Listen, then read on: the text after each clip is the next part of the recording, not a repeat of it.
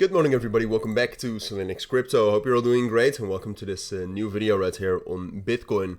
We're going to do a full update on the technicals. There's not many fundamentals I think we need to talk about. I mean, it always makes sense to kind of go over the fundamentals, but what you can see is that right now the fundamentals are quite decent still, especially when you combine them with the technicals, which obviously you will always have to do. S&P 500 is pulling back a little bit, but that is that's nothing new. I mean, you can see since the beginning of July that the S&P 500 has kind of started to stall in the uptrend. We were still holding the uptrend yesterday, or at least we reclaimed that. At this point of time, I think it's getting harder to hold that, but that's not necessarily a bad thing, especially not when Bitcoin is showing a lot of strength.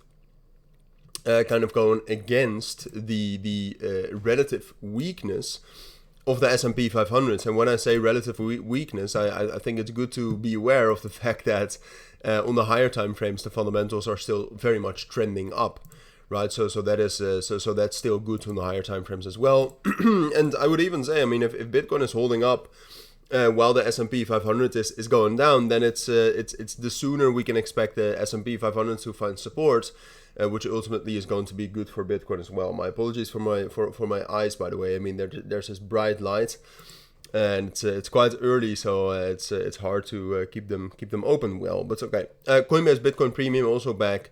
So that's great to see, right? So that's very much a confirmation that there's again at least buying from Coinbase coming in, which is usually a good sign.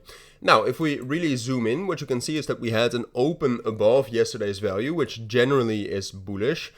You can also see that yesterday with the recovery we had, we left a fair value gap. We bounced from the top of that fair value gap. That's a bit of a good reaction as well. But just in general, I mean, if we look at the lower time frames here, it looks like Bitcoin is very much trying to find some sort of a fair value, right? I mean, we had some sort of fair value over the course of the weekend right here around 117.7. It looks like we're getting into it looks like we're trying to get back into that, right? I mean, normally when you have an open above yesterday's value, that's an indication that we're going to be bullish. And I think when we look at so on the lower time frames, I think we're trying to find stability. On higher time frames, we can still very much rally up higher, and I would still say it's look, I don't think this is enough to place a trade because of, but I would still say that it's most likely that we're going to rally up higher.